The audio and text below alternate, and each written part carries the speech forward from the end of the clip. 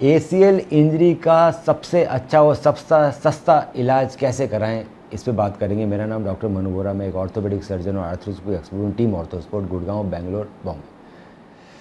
तो दोस्तों, ACL injury एक लिगामेंट रहता है एसीएल जो दोनों हड्डियों को जोड़ता है। ये टूट जाता है तो लचक आती है, लचक आती है तो घुटना धीरे धीरे ख़राब होने लगता है और इसका सर्जरी कंपलसरी है। अब जब आप जाते हो तो कोई 50,000 में कर रहा है, कोई 1 लाख में, कोई 2 लाख में, कोई 3 लाख में, और किसी अगर स्टार प्लेयर का टूट जाए तो शायद 50 लाख में भी सर्जरी हो, या किसी का मन हो कि नहीं मैं तो विदेश जाके कराऊंगा तो 1 करोड़ की भी सर्जरी हो जाती है। सो सर्जरी का रेट का तो कोई लिमिट ही नहीं है। अब आज बात करते हैं कि आखिर सर्जरी महंगी क्यों होती है और उस महंगी सर्जरी को भी सस्ता कैसे कर सकते हैं। सो पहली चीज़ कि कोई भी अगर नया डेवलपमेंट हो रहा है वर्ल्ड के अंदर तो किसी न किसी कंपनी ने किया है। जैसे अगर मैं बात आज करूं कि एसीएल की सबसे एडवांस टेक्नोलॉजी, इसमें क्वाड्रिसेप्स टेंडन लेते हैं क्वाड प्रो से। सो क्वाड प्रो टेंडन हार्वेस्टर, छोटे इंसेन में क्वाड्रिसेप्स निकाल लेते हैं जो कि सबसे मजबूत टेंडन है एसीएल सर्जरी के लिए। उसके बाद टेंडन तो निकल गया, उसको जोड़ने के लिए जो बटन्स है वो नॉर्मल बटन नहीं होते, वो भी फाइबर टैग टाइट रो बटन आते हैं, वो क्वाड्रिसेप्स के लिए अलग बटन है। सो बटन हो गए।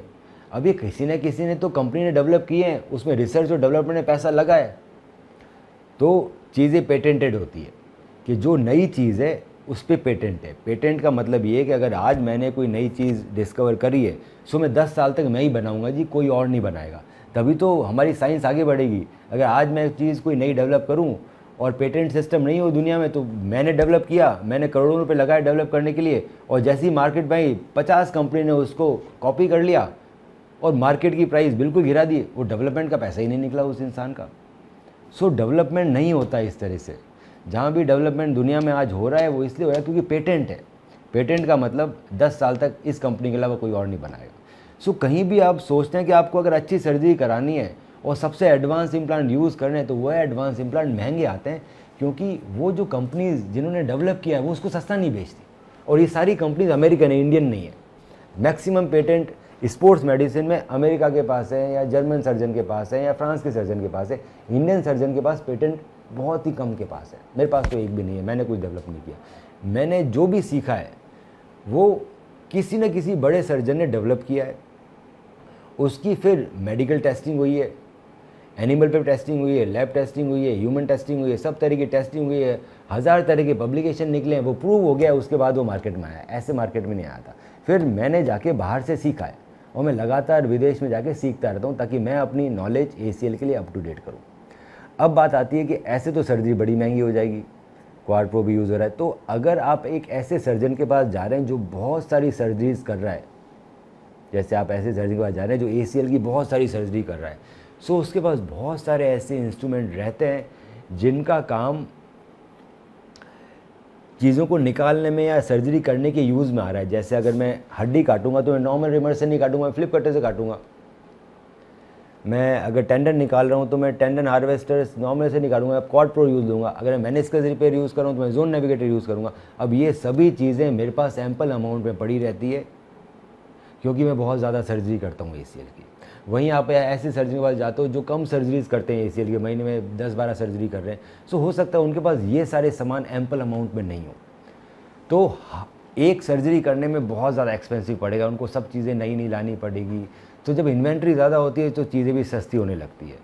सो इसलिए आप ऐसे सर्जन के पास जाइए जो एक एडवांस टेक्नोलॉजी यूज़ करता हो और बहुत ज़्यादा सर्जरी करता हो, ताकि वो उसी एडवांस टेक्नोलॉजी को बहुत लोअर रेट पे आपके लिए लेकर आए।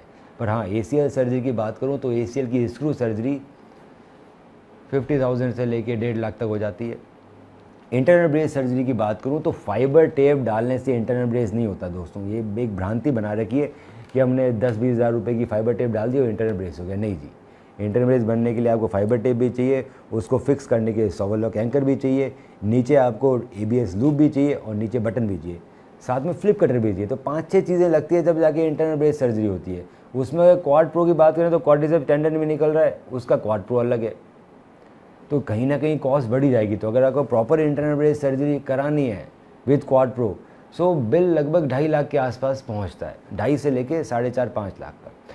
पर अगर आप एक प्रो एथलीट हो जो इंडिया के लिए खेलते हो, मतलब आप कॉमनवेल्थ में खेलते हो या आप इंटरनेशनल गेम खेल रहे हो, सो हम 3 सर्जरीज फ्री करते हैं एसीएल की पर मंथ। ये 3 surgery quad pro all inside ACL reconstruction with fibre tape internal braces, जिसकी कॉस्ट लगभग 3.5 लाख रुपीज़ है।